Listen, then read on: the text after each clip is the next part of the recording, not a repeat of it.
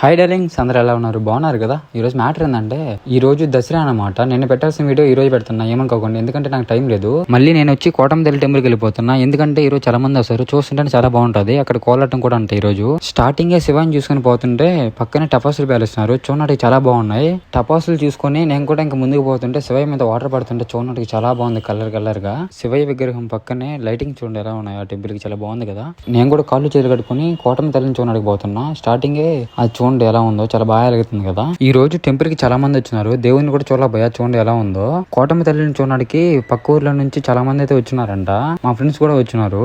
దేవతను చూసేసి గుడి చుట్టూ మేము కూడా తిరగదాం అనుకుంటే మా ముందరే కోలాటం వేస్తున్నారు. మీరు కూడా చూసేయండి.